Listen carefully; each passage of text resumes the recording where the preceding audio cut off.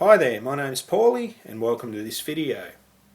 In this video I'm going to assemble an AB looper pedal so you can see how it all comes together and possibly build one for yourself if you so desire. AB looper is probably the simplest form of looper pedal, and it basically has two loops, an A loop and a B loop, an input and an output. Loopers can be used for all kinds of things like bypassing pedals when you don't like the pedal when it's in bypass mode because it alters the tone or something else, and an AB looper is a good way to get that true bypass without actually modifying the pedal. Another use for the AB looper is that you can run a series of effects and actually have like multiple channels. So you could have a clean channel or you can have a dirty channel. And say you're on your clean channel and this here is a chorus, you could be playing along, coming up to a solo. This might be your distortion, which you would already have on, and you might want some delay, so you turn the delay pedal on prior to the solo, and when you come up to the point where the solo begins, you hit the switch and the looper changes over from B to A, and you have your delay, your distortion already there ready to go, and it goes off to your amplifier. When you're done, you just hit the switch again, it goes back to the B loop, you're back to your clean sound, you don't have the distortion or the delay anymore. And so the benefit of a looper is you don't have to do a dance every time you're coming up to a solo or a change in sound. You can basically get the sound sort of set up, hit the switch, and you're straight over to it. So what are we going to need to build this looper pedal? Well, you're going to need an enclosure big enough to house a triple pole, triple throw switch and 6 jacks. Now I've gone a little bit overboard here. I like to have a little bit of room, and you'll be able to see everything that's going on because I'm building it in a bigger enclosure. As I mentioned, you'll need a triple pole, triple throw switch. This one's actually used already, and I will be using this. You can get these off eBay for a few dollars each. They're not expensive and they're the ticket. Also, you're going to need 6 jacks, which I have here. I'll use these 4 for the loop, for the loops, and these 2 for the inputs and outputs. The last thing you'll need is some hookup wire to join everything together, and of course you're going to need a soldering iron and some solder and some tools just to put the thing together. So let's get started. So I've pre-drilled my enclosure. Actually, I've already used this as a looper pedal and I'm just rebuilding it. And you'll need to make enough holes in this thing to support the 6 jacks and the foot switch. I suggest you kind of work out with the enclosure that you use where everything needs to be so that there's enough space that things don't foul one another and hit one another. And also for the sake of ergonomics and things like that, I'll have my input and output up here and my loop inputs and outputs on the sides, and of course the foot switch here. Now to measure these up, I basically worked out the width of this, halved it, drew a line with a pencil, worked out where I wanted the foot switch along that line, marked it, center punched it, and then drilled it out with a small drill about 1/8 of an inch, and then drilled it out to the diameter of the switch. And I've done a similar thing around the sides with these and just mark them out where I'd like them. Okay, so let's install our foot switch.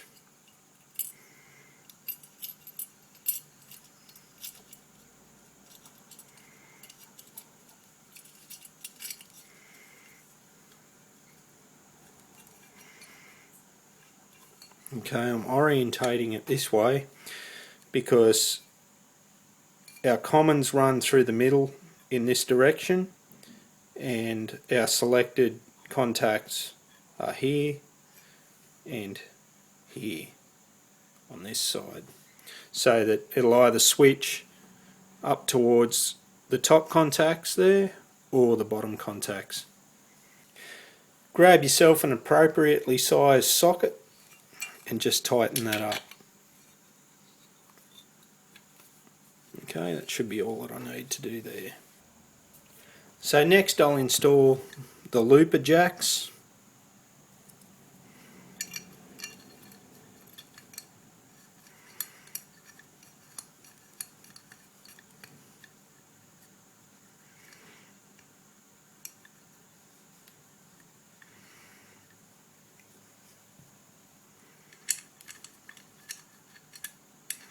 Okay, so I've got them all in.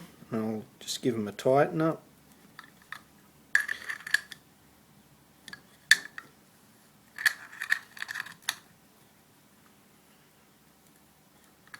When you build these things, you've got to be sure to leave yourself room to get to the contacts or the tags that you need to solder to.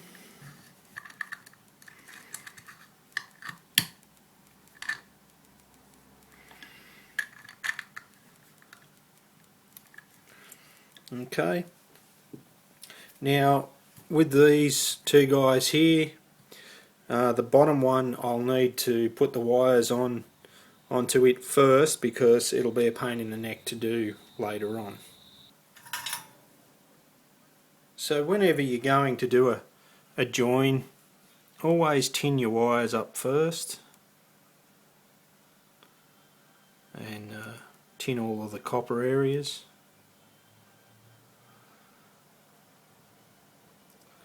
And it makes the joint come together that much quicker later on.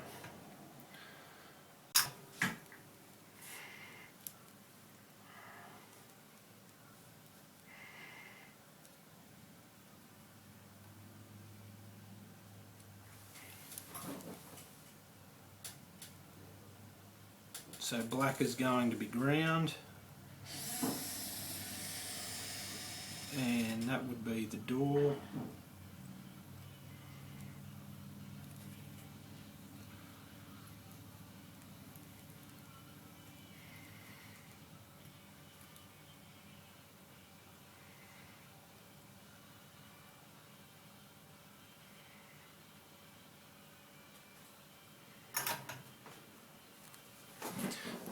Okay, so now we can install that one into the box.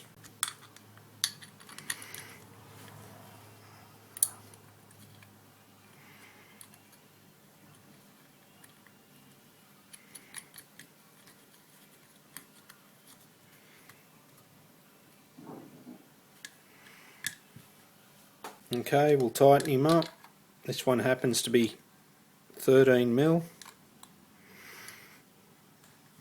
That's ready to go, and then we'll put the next one in.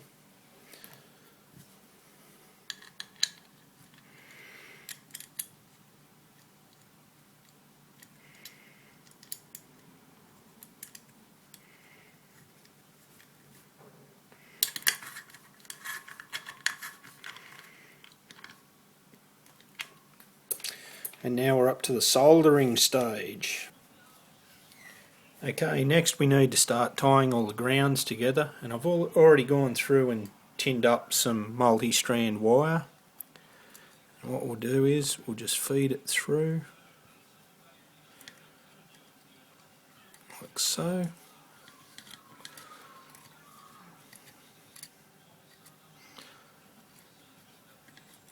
And put a little kink in that.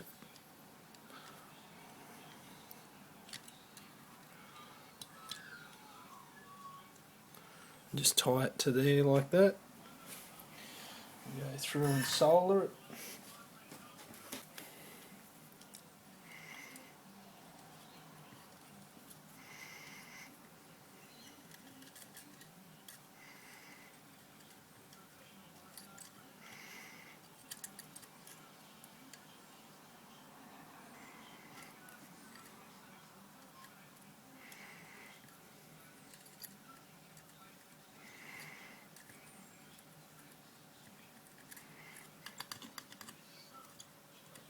Okay, now I'll repeat the process on the other side, and we'll move on to the next step.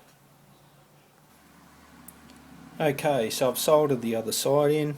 I'll just trim this tag off here. This other tag, we're going to use that to ground the output of the loop that we're not using.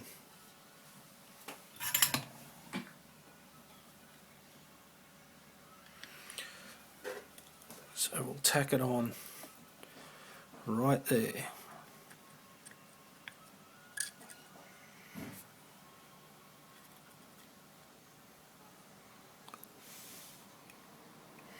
So next I'm going to tack the ground wire from this bottom jack over to here. Next we solder on the signal wire from the bottom jack that we pre-soldered to this lug here, the middle lug on the right hand side of the switch. Okay, next we need to solder a wire onto our signal lug on the top jack, which will be our input or output, and we're going to take that to this middle lug on the triple pole triple throw switch. Okay, the next thing we're going to do is take a wire from our active lug on this loop. This is going to be one loop, this is going to be the other. So we'll take a wire from here on the signal lug down to here on the triple pole triple throw switch, and then we'll do the same thing from here on the return lug, and we'll take it to the top one on this side.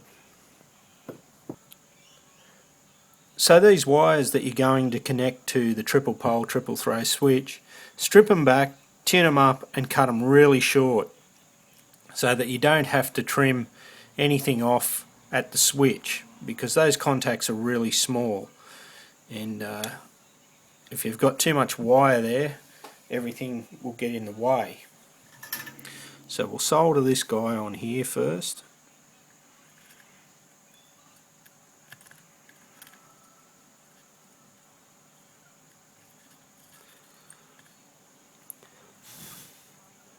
Also, it doesn't hurt to tin these terminals up first on the triple pole triple throw switch, because it's pretty fiddly to solder the wire on and add extra solder and everything else. And then this guy will go over here.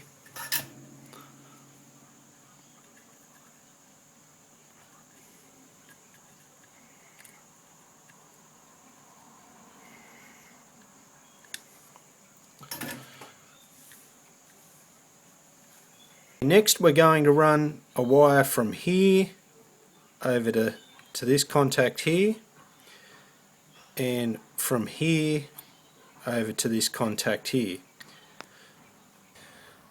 Okay, so this wire here gets soldered onto this lug on the corner here.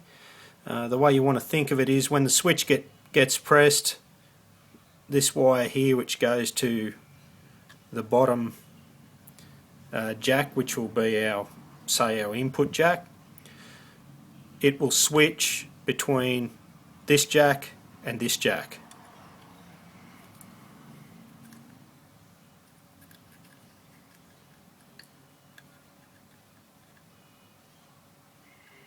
Okay, that one's on, and this bottom one goes to the middle here at the bottom.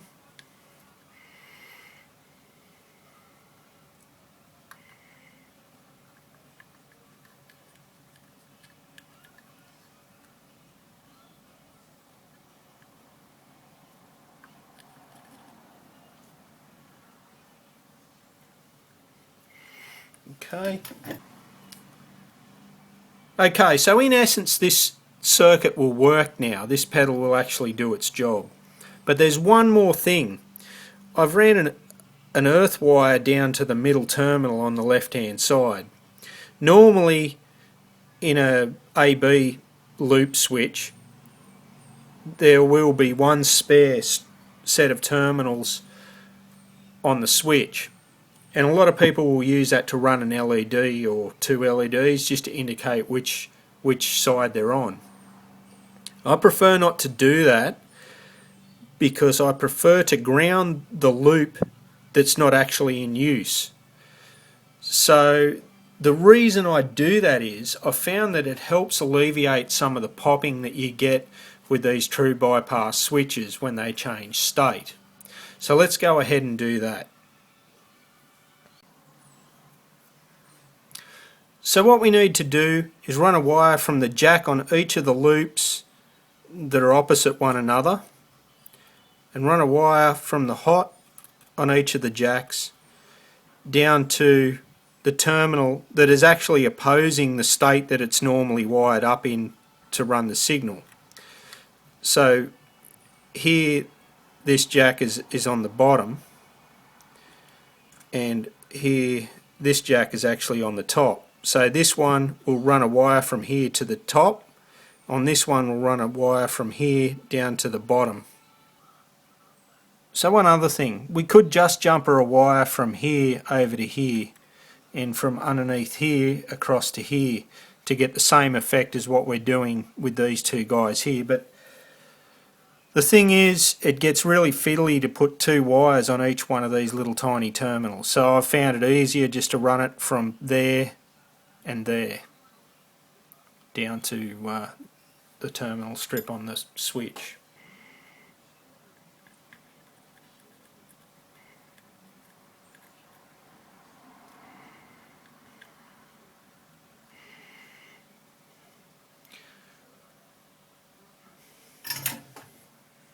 And this one here we'll put on the bottom.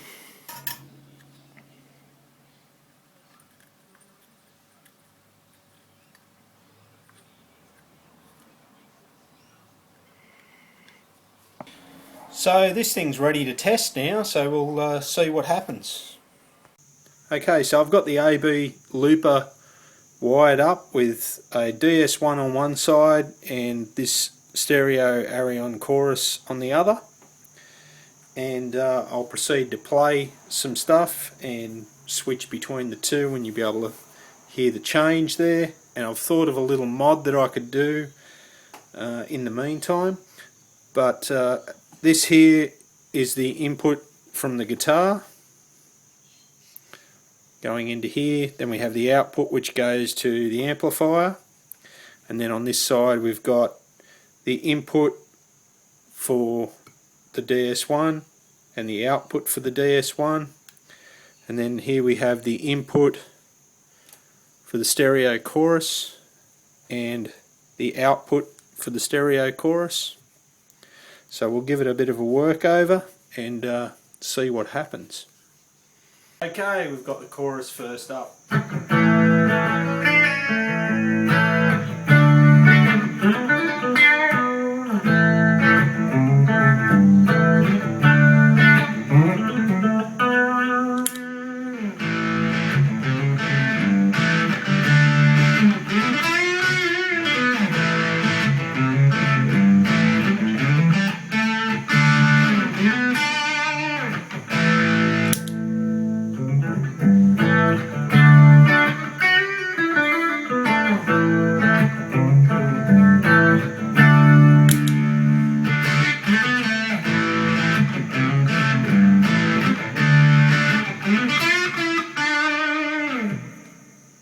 Anyway, you get the idea.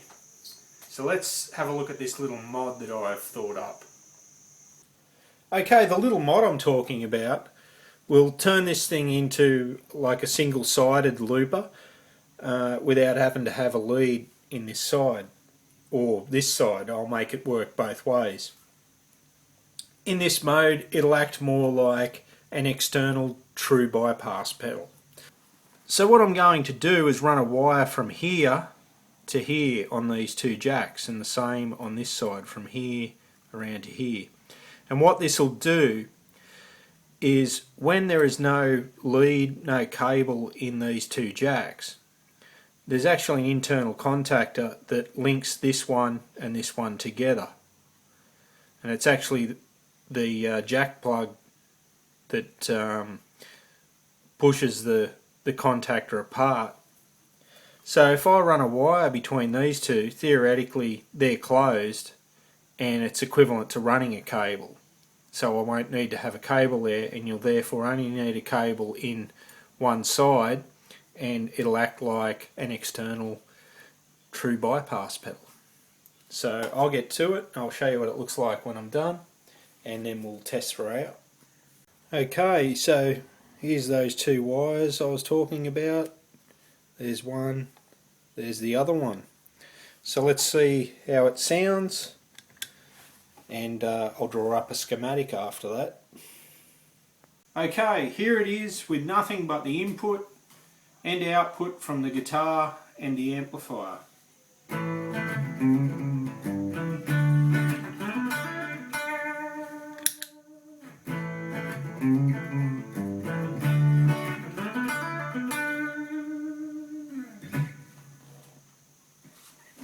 Okay, so here's the AB looper behaving like an external true bypass pedal for this Arion chorus.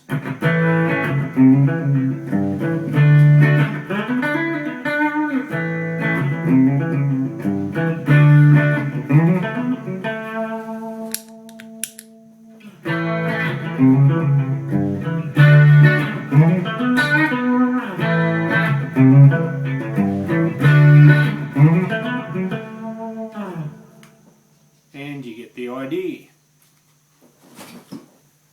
So what we have is our main input and output jacks, our A loop output and input jacks, and our B loop output and input jacks. The circles represent the shield or the outer conductor of our cable, which is called the ring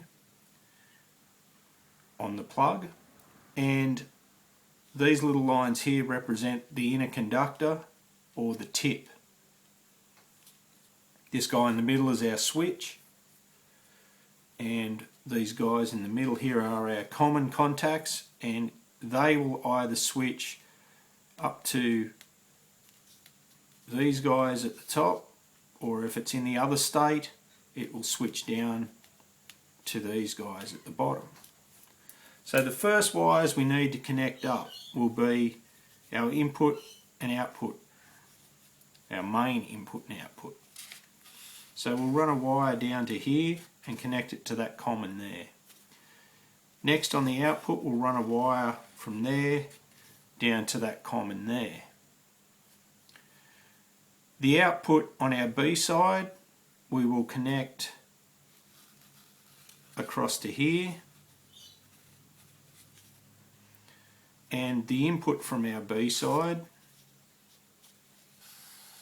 we will connect across to here, so that when the B side is actually active and the switch is actually connecting these contacts at the top, our signal will come in from our guitar, go down here, up to here, out of the output, through our pedals, into the input, back around, down, and then out to our amplifier. Next we need to wire up the A side. So we need to run a wire from here down to here. My pen's a little bit dodgy. And then we need to connect the input side up to here.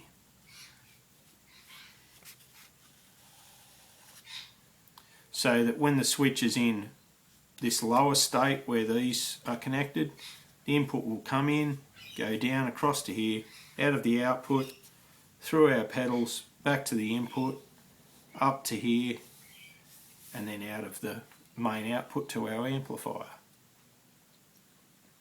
The next thing we need to do is that part of the circuit that I made up that actually shorts out the outputs from the switch, so that it alleviates some of that popping that you get when the switch changes state. So what we need to do is run an earth or a ground to this common here, this spare common. Then we need to hook up our outputs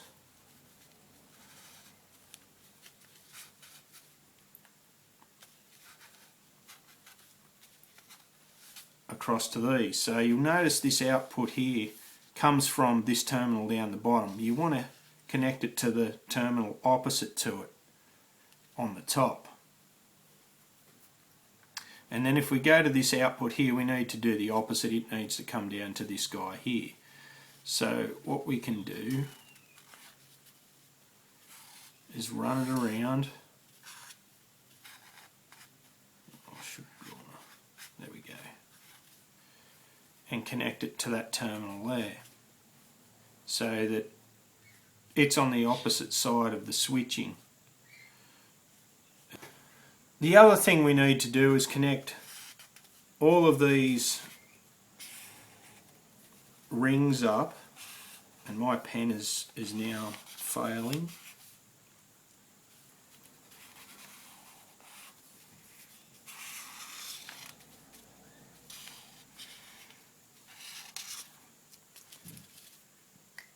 And draw an earth in for them, or a ground, so that there is actually a solid physical connection between them all. I know that the enclosure is made out of metal, and I know that you know, they're physically connected via the nut to the enclosure, and there's a pathway there. But if I've got a solid physical contact, if there's any corrosion or problem between the nut and the shaft and the enclosure, this wire will allow the performance to still be there, and there won't be any problem with the pedal creating noise. And that's pretty much it in a nutshell. So if you like what I'm doing and you enjoyed this video, please give it a thumbs up. And I do new videos like this all the time on gear and things, everything to do with guitar. So don't hesitate to subscribe, and have a great day. I'll catch you later. Bye.